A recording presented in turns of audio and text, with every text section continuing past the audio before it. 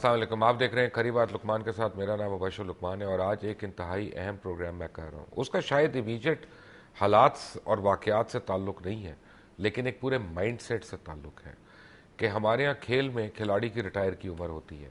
ہمارے ہاں سرکاری نوکری میں افسر کی ریٹائرمنٹ کی عمر ہوتی ہے لیکن ہمارے ہاں سیاست میں ریٹائرمنٹ کی کوئی عمر نہیں ہوتی ہے. اس وقت نیشنل اسمبلی میں 40 اراکین ایسے ہیں جن کی 70 سال یا اس سے زیادہ عمر ہے اور صوبائی اسمبلیوں میں اور سینٹ میں اگر آپ ملاتے ہیں تو یہ تعداد بہت زیادہ ہو جاتی ہے. اوپر سے اگر آپ دیکھیں تو عمران خان کا ایک رائزنگ گراف ہے پورے ملک میں اور ایک نوجوان طبقہ جو ایک سائلنٹ میجورٹی جسے ہم کہتے تھے وہ عمران خان کو بہت سپورٹ کر رہے ہیں. ایسے میں کئی سیاستدانوں نے ان کو ڈر بھی پڑ گیا, خوف بھی پڑ گیا اور کچھ نے اپنے حلقے بندیاں بھی نئی طریقے سے شروع کر دی, حلقے نئے بنانے شروع کر دیے. پاکستان میں سیاستدان وہ اس یعنی شوق میں, حکومت کے شوق میں کیوں ریٹائرمنٹ نہیں لیتے اور یہی اینڈ تک کہتے رہے ہیں کہ وہ جیسے غالب نے کہا تھا کہ گو ہاتھ میں جنبش نہیں آنکھوں میں تو دم ہے, رہنے دو ابھی ساغر و مینا میرے آگے. پوچھتے ہیں میرے ساتھ اس وقت لاہور میں تشریف رکھتے ہیں ملک غلام مصطفیٰ کھر, کسی تعارف کے محتاج نہیں ہے, سابق گورنر پنجاب کے. ہمایوں اختر خان صاحب اسلام آباد سے ہمیں جوائن کر رہے ہیں, ہم خیال گروپ کے رہنما ہیں.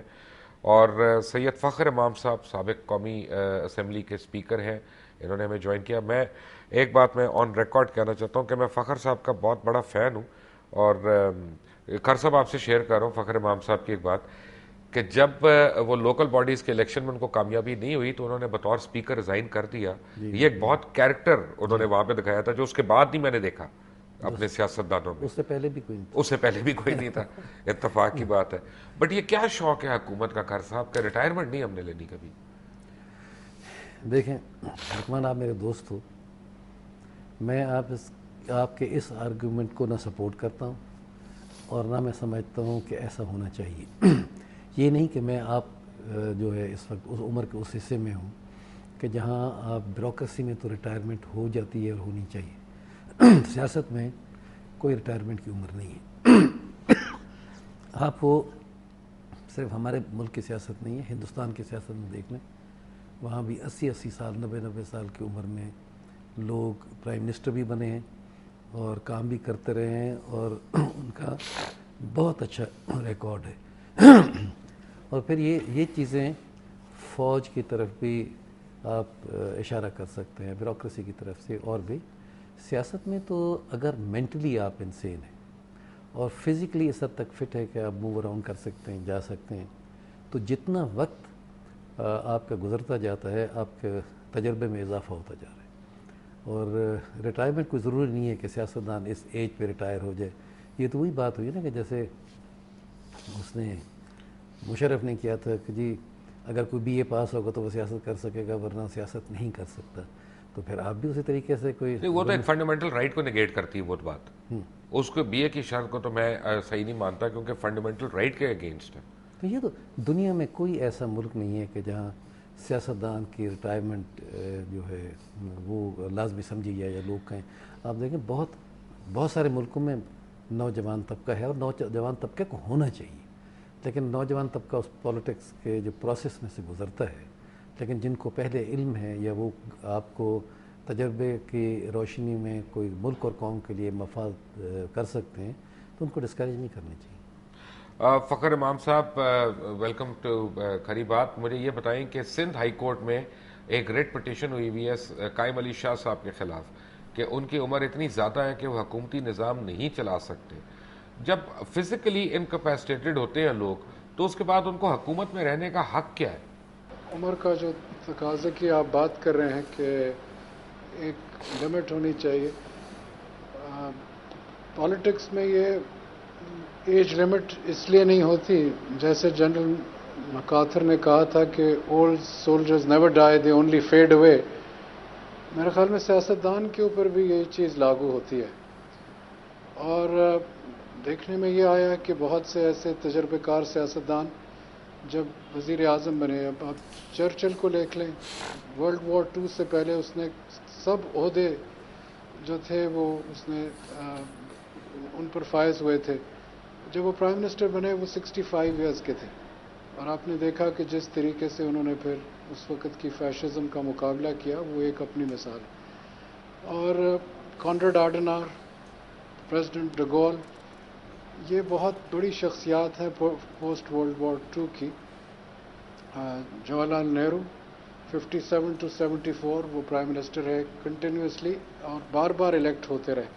ہمارے ہاں جو پرابلم رہا ہے وہ یہ ہے کہ ہمارے ہاں متبادل سیاست کو آنے ہی نہیں دیا ایک نیچرل پروسیس سے. 4 مرتبہ یہ جو انٹرونشنز ہوئی انہوں نے، اگر ہمارے ہاں بھی یہاں آٹومیٹکلی اگر آج 16 یا 17 نیشنل الیکشنز ہو چکے ہوتے تو یہ بات آپ کو اور مجھے کرنے کی ضرورت ہی نہیں تھی کہ کبھی ہم کسی کو ڈسکوالیفائی کر رہے ہیں، کبھی ہم بی اے کے ذریعے کر رہے ہیں کسی اور چیز کے لیے. میں ویسے ایک بات سے عوام خود ہی ان کو کر دیتے. ایک بات سے تو میں آپ کی اس لیے میں ایگری کرتا ہوں کیونکہ، اور خر صاحب کی، کہ سیاستدان کی طرح صحافی کی بھی ریٹائرمنٹ کی کوئی عمر نہیں ہوتی. یہاں پہ بھی کئی قائم علی شاہ جو ہے صحافت میں قائم کام کر رہے ہیں. بٹ ہمایوں اختر صاحب، عمران خان کی جو رائزنگ ویو ہے، کیا اس ویو سے گھبرا کے آپ نے لاہور سے اپنا حلقہ چینج کر کے فیصل آباد جانے کا فیصلہ کر لیا؟ پہلے تو مبشر، میں I am sitting in very illustrious company, لیکن میں نے تو ارلی 30s میں اپنی سیاست شروع کی تھی. میں ابھی تک صرف 22 سال کا 56 سال کا ہوں. تو نہیں، چھٹیاں ملا کے بتائے نا ہمایوں صاحب، چھٹیاں ملا کے عمر بتایا کریں. نہیں، 50 I am exactly 56 years old. But I'm very happy that you've put me in a very illustrious company. Secondly جی، آپ نے جو میرے حلقے کا سوال پوچھا، میں نے بہت سے الیکشن لاہور سے لڑے اور اللہ کی مہربانی سے ایک ہارا، باقی سارے جیتے. میں نے رحیم یار خان سے بھی الیکشن لڑا، لیکن میں اپنی مرضی سے نہیں لڑا، مجھے بھیجا گیا ادھر. میری سیاست میں ایک میرے سے غلطی ہوئی ہے، وہ یہ کہ میں نے رورل حلقہ ڈیولپ نہیں کیا. شہری حلقہ انپریڈکٹیبل ہوتا ہے اور ویوز پہ چلتا ہے، اور میری پچھلے 3-4 سال سے یہ کوشش رہی ہے. میرا ایک تعلق بھی ہے فیصل آباد کے علاقے سے، اور میں ادھر ایک حلقہ ڈیولپ کروں، اور میری کوشش ہے کہ اگلی دفعہ میں ادھر سے عوام کا مینڈیٹ حاصل کرنے کی کوشش کروں. اس کی اور کوئی وجہ نہیں، یہ میری 3-4 سال پرانی ایفرٹ ہے. عمران خان صاحب کی حالیہ جو ویو نظر آ رہی ہے لوگوں کو، اس سے بہت پہلے کی میری یہ سوچ ہے. خر صاحب، بات یہ ہے کہ ہم جب سینئرز کو دیکھتے ہیں، جیسے ہمایوں اختر نے کہا کہ السٹریس کمپنی، انہوں نے آپ کو اور فخر امام صاحب کو اس کیٹیگری میں ڈال دیا، وچ از ویری گڈ. مجھے یہ بتائیں کہ ہم یہ سمجھتے ہیں کہ جو سینئر لوگ ہوتے ہیں، جو ایک رتبہ ہوتا ہے، جن کا مقام ہوتا ہے، وہ رہنمائی بڑی اچھی کر سکتے ہیں. تو یہ کیوں نہیں ہوتا ہمارے ملک میں کہ ہمارے سینئر سیاستدان جو ہیں وہ آنے والوں کے لیے مشعل راہ بنے، ان کے لیے رہنمائی کریں، بجائے اس کا کہ ان سے کمپیٹ کرنا شروع ہو جائیں؟ جی میرے خیال میں پھر آپ اس سے تو ایسے ہی ظاہر ہوتا ہے کہ آپ پھر فوج کی سیاست کو پریفر کریں کہ رائٹ ٹائم پہ وہ سیاست تو نہ بھائی، سیاست یہ ہوتی ہے جب آپ حکومت میں آ جاتے ہیں. کوئی ایسی چیز نہیں ہے. دنیا کا رخ آپ نہیں تبدیل کر سکتے، یا آپ کی سوچ نہیں تبدیل کر سکتی، اور نہ کبھی ہوگا. اور نہ ہی ان کو، یہ ڈپینڈ کرتا ہے کہ ہر کسی کے اپنی حالات کو دیکھے. اگر ایک شخص سمجھتا ہے کہ جی میں اب سیاست نہیں کرنا چاہتا، مجھے حالات اجازت نہیں دیتے اور میں چھوڑ رہا ہوں، یا مجھے دوسروں کے لیے راستہ بنانا چاہیے، تو وہ چھوڑ دے.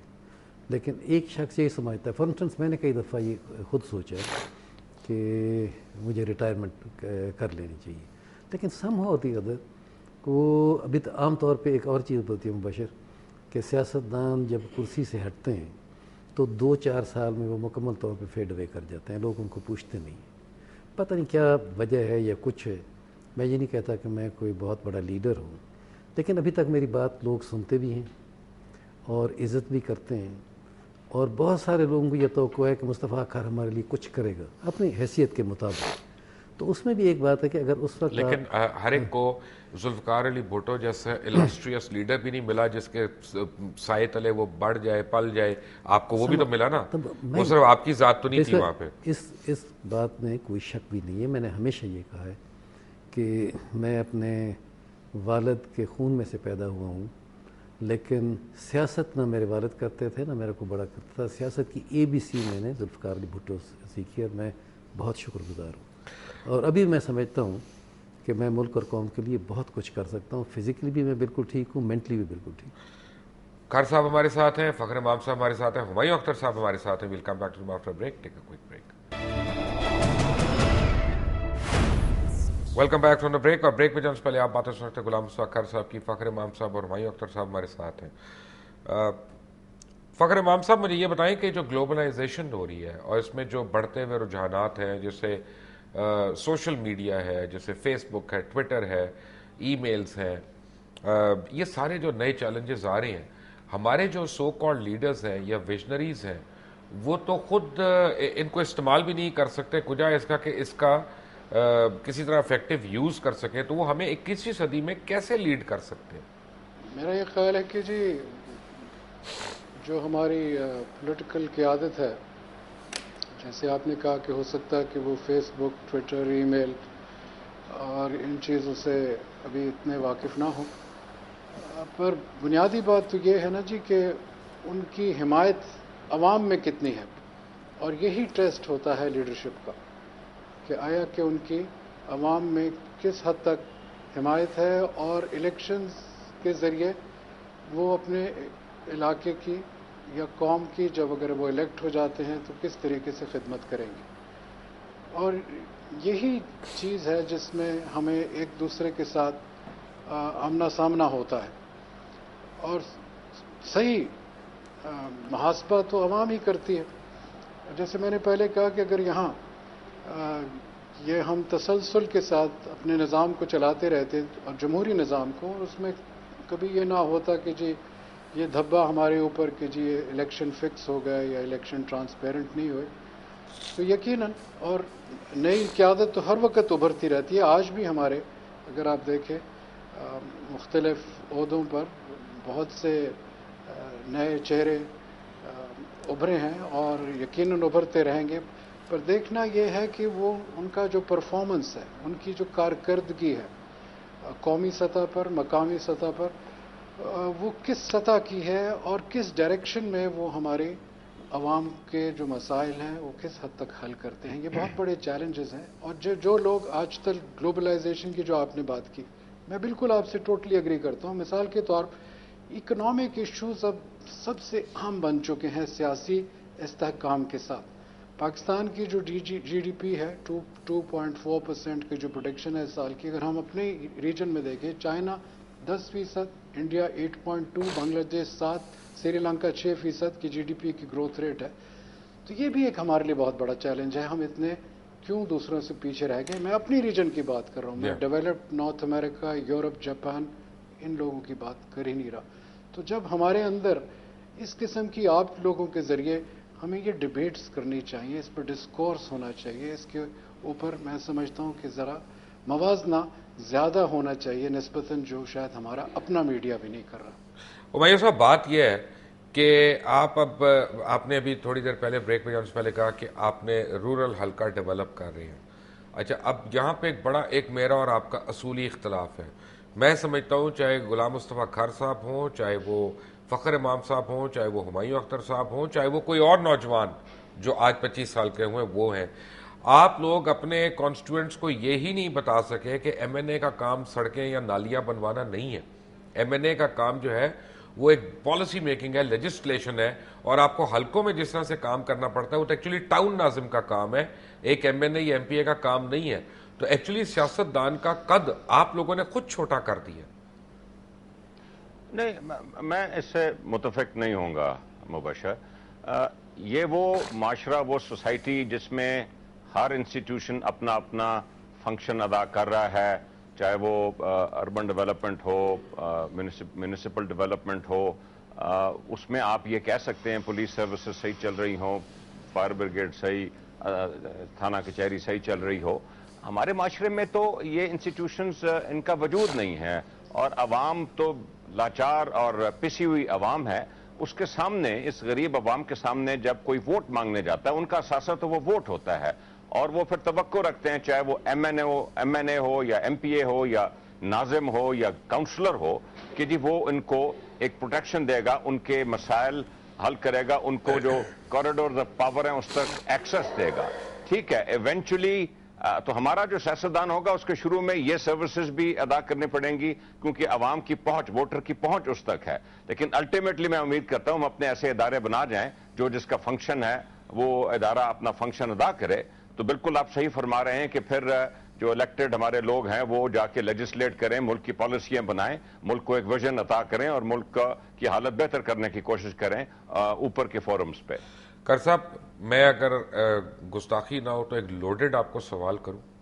آپ نے کیونکہ، اور فخر امام صاحب نے 2 یا 3 دفعہ مینشن کیا فوجی آمریت کو کہ اس سے جمہوریت میں تسلسل ٹوٹا ہے. اصل جمہوریت تو لوکل باڈیز کی ہے، اور وہ تو ڈکٹیٹرز نے نہیں، اور یعنی جمہوریت پسند لوگوں نے جو جمہوریت سے آئے ہیں انہوں نے اس کا ختم کیا ہے. تو اگر میں یہ کہوں کہ جمہوریت کے قاتل اصل میں جمہوریت کے دعویٰ کرنے والے لوگ ہیں تو کیا یہ غلط ہوگا؟ بالکل غلط ہو. اس لیے کہ اس کے 1970 کے بعد جن لوگوں کو زیادہ تر آپ سیاستدان کہتے ہیں وہ سیاستدان ہے ہی نہیں، وہ سیاستدان بنائے گئے ہیں. اچھا، اس میں موٹا موٹا نام لیں. زیادہ تر میں نے کہا میجورٹی ان کو سیاستدان بنائے گئے. سیاستدانوں کو ختم کرنے کے لیے ایسے لوگوں کو جو پپٹس تھے اور جو لوگ ہر چیز میں حمایت کرنے کے جو ہے کمٹمنٹ کر لیتے تھے، ان کو ہر قسم کی سپورٹ کی گئی، اور ان کے راستے میں جتنی جینوئن لیڈرشپ تھی اس کو کرش کر کے ان کے لیے راستہ صاف کر دیا گیا. اس کے بعد وہ کوئی چیف منسٹر بن گیا، کوئی پرائم منسٹر بن گیا، کوئی منسٹر بن گیا، اور اس کے بعد پھر وہ رہے اور ان کو آپ نے سیاستدان کہنا شروع کر دیا. اگر یہی جو بات فخر امام صاحب کہہ رہے تھے ہمارے ملک میں سکسیسو الیکشنز ہو جاتے تو پھر یہ بات ایسی نہ ہوتی، اس میں سے میجورٹی جینوئن لیڈرشپ آپ جاتی اور ہمارے ملک اور قوم کی حالات بھی یہ نہیں ہوتی. اور دوسرا آپ نے یہ بات کی، مجھے بڑا تعجب ہوا ہے. آپ نے کہا کہ جو لوگ فیس بک کا متعلق اور ای میل وغیرہ نہیں جانتے وہ ہمارے ملک کو آگے کیسے لے جائیں گے.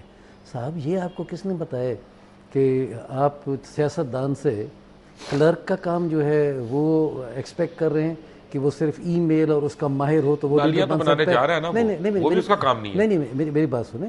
اس قسم کے لوگ ہائر کیے جا سکتے ہیں اور وہ آپ کے معاون بن سکتے ہیں، آپ کا کام کر سکتے ہیں. سیاستدان کا اگر وہ آتی ہو تو اچھی بات ہے، اگر نہیں بھی آتی ہو تو یہ ڈسکوالیفیکیشن نہیں ہے. ٹھیک ہے. فخر امام صاحب، میں کچھ کہہ سکتا ہوں؟ بسم اللہ، بولے.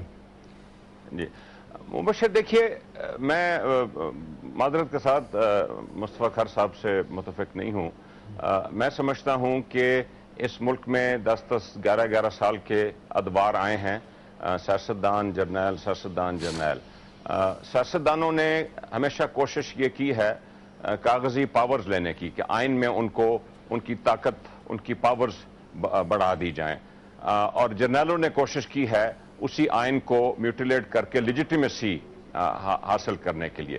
میں سمجھتا ہوں کہ سیاستدانوں نے جتنی خلائیں چھوڑی ہیں وہ پہلے بیوروکریسی پر کرتی رہی ہے، اب ہم کہتے ہیں کہ وہ خلا اسٹیبلشمنٹ پر کرتی ہے. اگر سیاستدان اپنا رول ادا کریں اس ملک کے لیے اور اس ملک کو ایک ویژن دیں، اس ملک کو صحیح پٹری پہ ڈالیں، اس ملک کا ہر انٹرسٹ کو مد نظر رکھیں، اس ملک کے سیاسی اداروں کو مضبوط بنائیں، تو کبھی کوئی جرنیل جو ہے وہ پاور ٹیک اوور نہیں کر سکے گا. وہ دن پاکستان میں اگر سیاسی کردار سیاستدان ادا کریں تو وہ بھی دن آئے گا کہ عوام ایک جنرل کی ٹیک اوور کرنے پہ اس کو رد کر دیں. آج آپ اتنی اچھی، ایک minute sorry, I have to interject. آپ اتنی خوبصورت باتیں کر رہے ہیں، اس وقت کیوں نہیں آپ نے کی جب آپ جنرل مشرف کے حامی بن گئے تھے، اس کے ساتھ جا کے بیٹھ گئے تھے؟ آپ نے سیاست اور جرنیل کو ایک ساتھ کر دیا. مبشر دیکھیے، میں ایک اور بات پہ نا اتفاقی کروں گا کہ یہ سلسلہ 1958 سے شروع ہے. میں احترام کرتا ہوں بھٹو صاحب کا، بہت بڑے لیڈر تھے اس ملک کے، لیکن 1958 27 اکتوبر کو جو کابینہ بنی تھی ایوب خان کی، اس میں 19 جرنیل تھے اور ایک سیویلین تھا جس کا نام ذوالفقار علی بھٹو تھا. یہ ٹرینڈ بہت پرانا چلتا آ رہا ہے. اور میں دوسری بات بتاؤں کہ ہم لوگ 2002 کے الیکشن کے نتیجے میں حکومت میں آئے. یہ بالکل درست ہے کہ اس وقت پرویز مشرف صاحب، ایک ٹرانزیشن ٹورڈز ڈیموکریسی کا دور تھا، پرویز مشرف صاحب صدر تھے، لیکن ہم الیکشن لڑ کے 2002 میں حکومتوں میں آئے تھے. ہم کسی مارشل ایڈمنسٹریٹر کے دور میں نہیں آئے تھے حکومت میں. آپ مارشل ایڈمنسٹریٹر کہیں یا چیف ایگزیکٹو کہیں، فیکٹ ہے کہ آپ حکومت میں جب آئے الیکشن لڑ کے تو ایلیجنس جو پریزیڈنٹ کو آپ نے لی وہ تو وہی تھے، عامر تھے، وہ الیکٹڈ تو نہیں تھے. لیکن اس وقت اسمبلیاں تھیں اور کوئی چیف ایگزیکٹو نہیں تھا. چیف ایگزیکٹو اس وقت پرائم منسٹر آف پاکستان تھا, کابینہ تھی پاکستان کی, اور صدر مشرف جو تھے وہ پاکستان کے صدر تھے. رائٹ. ہمایوں اختر, فخر امام اور مصطفیٰ کھر صاحب ہمارے ساتھ ہیں. ایک بریک کے بعد take a break. Welcome back from the break. Fakhar Imam صاحب, ذرا سا پروگرام کو دو ٹوک کریں, کھری بات کریں شروع. جی بالکل کریں. بات یہ ہے کہ کیا وجہ ہے کہ سیاست میں آنے کی نہ تو کوئی شرط ہے, نہ کوئی اس کی اہلیت کی شرط ہے. یعنی ابھی تک ہم نے دیکھا ہے کہ پالیٹکس میں آپ لوگ یا کھر صاحب یا ایسے لوگ آئے ہیں جو پیچھے سے زمیندار ہیں, جن کے گھر میں دانے ہیں, یعنی اور ایسا ڈھانچہ بن ہی نہیں سکا اس ملک میں, نہ آپ لوگوں نے بننے دیا اور اس کو پھلنے پھولنے دیا کہ ایک عام آدمی اپنے فنڈامنٹل رائٹ کے طور پہ وہ خود سامنے آ سکے. دیکھیے جی, اگر آپ ہم جو ہمارے انتخاب ہوتے ہیں اس میں ٹیکنیکلی لیگلی تو ہر آدمی, ہر شہری جو ہے وہ امیدوار بن سکتا ہے. پریکٹیکلی یہ بات جیسے آپ نے کہا شاید نہیں ہو رہی, اور اس کی وجہ یہ ہے کہ ہمارے ہاں جو ہمارا پولیٹیکل کلچر رہا ہے, صرف پاکستان ہی میں نہیں, جہاں بھی جمہوری پالیٹکس جس کو ہم بورژوا پالیٹکس کا نام دیتے ہیں, وہی طریقہ کار رہا ہے. آج سے 100 سال پہلے صرف 10 ممالک ایسے تھے جہاں جمہوری عمل چل رہا تھا. 1900 میں صرف 10. 1950 میں 25 ملک تھے, 1975 میں کوئی 35 تھے. آج تقریباً 120 ممالک ایسے ہیں جہاں ریپرزینٹیٹیو یا جمہوری حکومتیں چل رہی ہیں. یہ 20 صدی کا ایک قسم کا ایک رد عمل ہے جہاں کے جواب دہی جو ہے وہ رائٹ بنا ہے. اور آپ کو پتہ ہے کہ بہت سے ایسے ممالک جہاں خواتین کا ووٹ, برطانیہ جیسے ملک میں 1920s میں آیا, سوئٹزرلینڈ میں 1975 میں آیا, ہمارے ہاں بھی 30s میں, اور پھر پراپرٹی کوالیفیکیشنز ہوتی تھیں, ایجوکیشن کوالیفیکیشنز ہوتی تھیں. تو یہ جو جمہوری عمل ہے یہ ایک ایسی چیز نہیں ہے جو فوراً ہر جگہ آ جائے. پر پاکستان میں ایک پولیٹیکل کلچر ایسا رہا ہے کہ یہاں لوگوں کو چاہے جو بھی بنیادی چیزیں ہیں جس میں آزادی, فریڈم, فنڈامنٹل رائٹس اور عوام کی جو حمایت ہے, یہ 2 بیسک میگا کرائٹیریا ہیں جمہوریت کے. اور پاکستان کی عوام کا جو آپ نے رخ دیکھا ہے وہ یہ واحد طریقہ ہے. اس سے بہتر ابھی تک کوئی طریقہ ایوالو نہیں ہوا. ہاں جی, ایک چیز میں یہ کہوں گا کہ ہمارے مثال کے طور پہ الیکشن کمیشن میں یہ لمٹ ہے 10 لاکھ کی, قومی اسمبلی 5 لاکھ. اگر جو صاحبان امیدواران زیادہ خرچ کرتے ہیں, اگر فوری طور پر الیکشن کمیشن ان کو ڈسکوالیفائی کرنا شروع کر دے, تو پھر آپ دیکھیں گے یہاں لوور مڈل کلاس کے لوگ آنے شروع. بدقسمتی سے ہماری الیکشن کمیشنز آف پاکستان جو رہی ہیں وہ آزاد نہیں ہیں, اٹانومس نہیں رہی.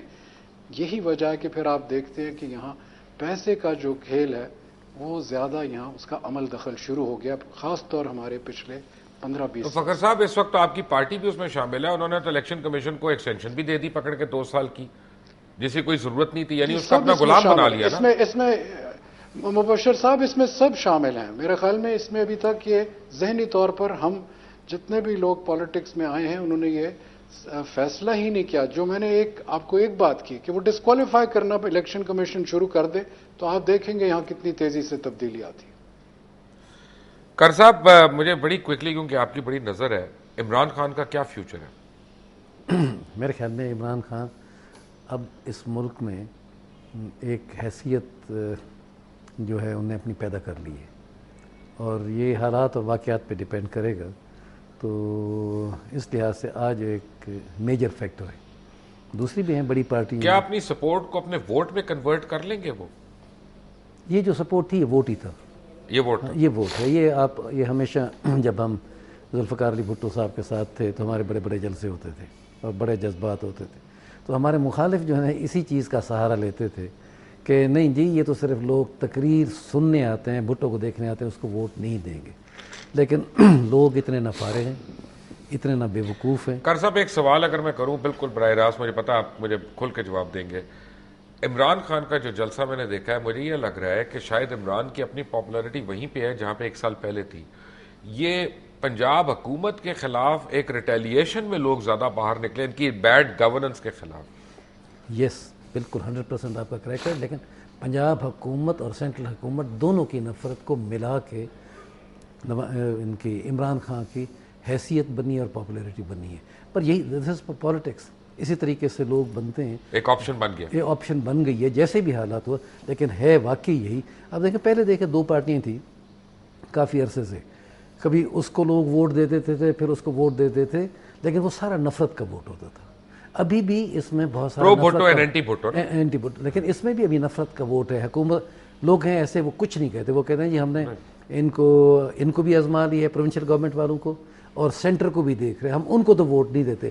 تو عمران خان نے لوگوں کو ایک آپشن دے دیا, پہلے آپشن کوئی نہیں تھی. تو اس میں میرے خیال زیادہ تر لوگ اسپیشلی شہروں میں, شہروں کے ارد گرد اور کسی حد تک دیہاتوں میں بھی, وہ اس دفعہ اپنا غصہ اور غم. آپ کے خیال میں زرداری صاحب کے محفوظ ہاتھوں میں پیپلز پارٹی کا مستقبل غیر محفوظ ہے کہ محفوظ ہے؟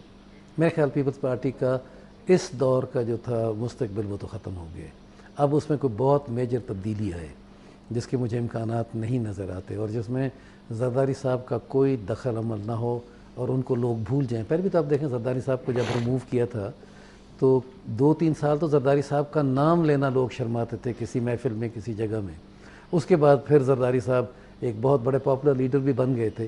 تو وقت اور حالات کو بدل سکتے ہیں, لیکن وقتی طور پہ زرداری صاحب کا نام لینا ان کے بیٹے کے لیے, ان کی پارٹی کے لیے بہت بھاری پڑے گا. ہمایوں اختر صاحب, بات یہ ہے کہ ہم خیال گروپ جو ہے وہ تو ایک وہ کھڑا ہوا ہے پل کے اوپر کہ وہ کوشش کر رہا ہے کہ کسی کے ساتھ الائنس کر لے. عمران خان کی پاپولیرٹی اتنی بڑھ رہی ہے, تو کیا اب ہم خیال گروپ میں 2 سوچیں آ گئی ہیں کہ نون لیگ کے ساتھ اتحاد کرنا ہے کہ عمران کے ساتھ اتحاد کرنا ہے؟ دیکھیے جی, عمران خان صاحب ڈیفینیٹلی اب اس ملک کی سیاست میں ایک فیکٹر بن کے ابھرے ہیں. انہوں نے بنیادی طور پہ ایک چینج جو کہ ینگر جنریشن چاہتی ہے, ایک چینج ٹریڈیشنل پولیٹیشن سے ہٹ کے اس کو کیپٹلائز کیا ہے. دوسرا انہوں نے اینٹی امریکن سینٹیمنٹ کو کیپٹلائز کیا ہے کامیابی کے ساتھ, آئی مسٹ سے ایز آف ٹوڈے. اب یہ آگے کیا کرتے ہیں, جلسے تو عسکر خان صاحب کے بھی بہت بڑے تھے, بہت بڑے لیڈر تھے ایک زمانے میں. اب آگے اس کو عمران خان صاحب ایک ویژن, اس دن ایک ویژن عوام کے سامنے ایک بہت بڑا موقع تھا, نہیں رکھ سکے. اور ان کی کئی چیزوں میں بہت لبرل سوچ سامنے آئی ہے, کئی چیزوں میں بڑی کنسرویٹو سوچ آئی ہے. مثلا وہ انڈیا کے بارے میں ان کی ایک کنسرویٹو پالیسی کچھ تھوڑی بہت ابھری ہے. باقی جو کی ایریاز ہیں, ٹیررزم کیسے ہینڈل کرنا ہے, طالبانائزیشن کیسے ہینڈل کرنی ہے, اکانومی کیسے ہینڈل کرنی ہے, اس میں کوئی خاطر خواہ چیزیں سامنے نہیں آئیں. ابھی سمپلسٹک ویوز سامنے آ رہے ہیں. تو اب ہم نے دیکھنا یہ ہے کہ عمران خان صاحب ایک تو لوگوں کو اپنے گرد اکٹھا کیسے کرتے ہیں, بیکاز پاکستان میں پریزیڈنشل سسٹم نہیں ہے, پاکستان میں کانسٹیٹوینسیز ہیں اور پارلیمانی نظام ہے. اس کے لیے ان کو کینڈیڈیٹس چاہیے ہوں گے, اور اب دیکھتے ہیں کہ وہ کس حلقوں میں اپنی طرف کس طرح کے کینڈیڈیٹس اٹریکٹ کر سکتے ہیں. ان کی کامیابی اس چیز پہ آگے بیس کرے گی. جہاں تک ہمارا تعلق ہے, ہماری بنیادی خواہش یہ ہے کہ مسلم لیگ ٹوٹے نہ اور مسلم لیگ اکٹھی ہو. ہمارے مذاکرات اس وقت نواز شریف صاحب کے ساتھ چل رہے ہیں. عمران خان صاحب سے کافی عرصے سے ہماری پارٹی کے مذاکرات جو ہیں وہ چل رہے ہیں. اب پارٹی متفقہ فیصلہ کرے گی, اکٹھے ہو کے انشاءاللہ بالکل ٹوٹے گی نہیں, اور جو بھی فیصلہ کرے گی وہ ایک ہو کے ہم آگے چلیں گے. فخر امام صاحب, ویری کوئکلی, آپ کے خیال میں عمران خان جو ہے یہ نواز شریف صاحب کی پارٹی کو ایکلپس کر دیں گے اگلے الیکشن میں کہ نہیں کریں گے؟ میرا یہ خیال ہے جی کہ ان کا نیک ٹو نیک فائٹ ہوگی سٹیز آف سینٹرل پنجاب میں پاکستان مسلم لیگ نون کے ساتھ. برادری اور کینڈیڈیٹ یہ میٹر نہیں کرے گا؟ شہروں میں کینڈیڈیچر بہت کم میٹر کرتا ہے جی. اگر یہ ویو چل پڑتا ہے تو پھر جیسے 70 میں ہوا, 2 دفعہ پاکستان کی جو خطہ ہمارا ہے اس میں ویو چلے ہیں 46 اور 70 میں.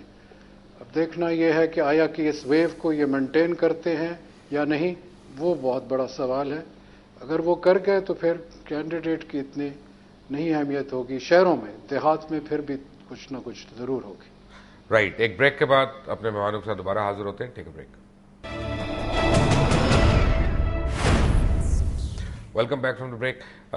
ایک ایسا ٹائم آ گیا اس ملک میں کہ ہم اپنے مخالف سیاستدانوں کے متعلق خود اتنا کیچڑ اچھالتے رہتے ہیں اور وہ ہمارے اوپر اتنا اچھالتے ہیں کہ اب کسی سیاستدان کی کوئی عزت باقی نہیں رہی ہے.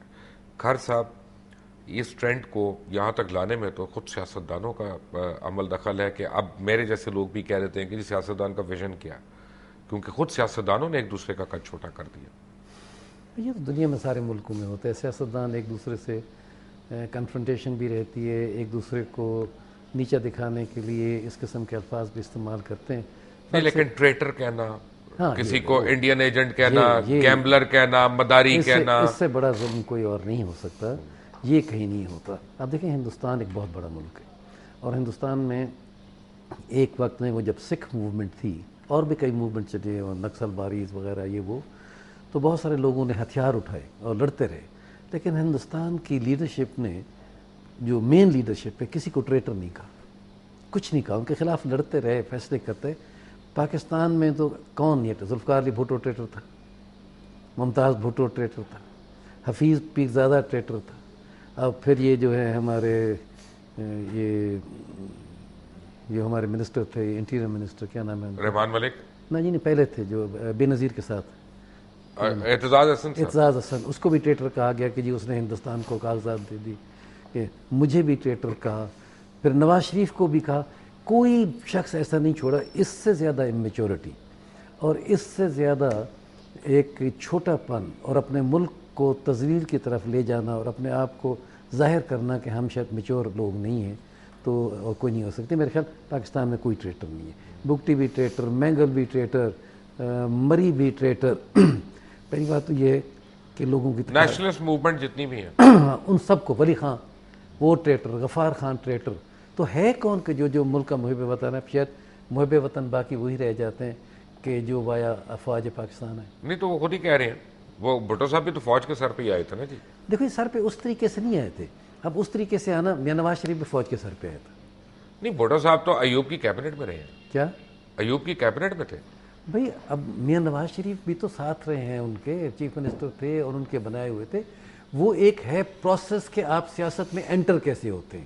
دنیا میں واحد سویلین مارشل ایڈمنسٹریٹر, جی دنیا میں واحد سویلین مارشل ایڈمنسٹریٹر کون؟ بھٹو صاحب. تو اور کرتے کیا؟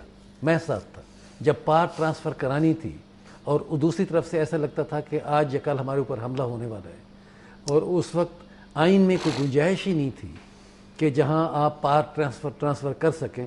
تو ایمرجنسی میں اور ایسے حالات میں ملک اور قوم کو بچانے کے لیے 4 دن کے لیے اگر رائٹ.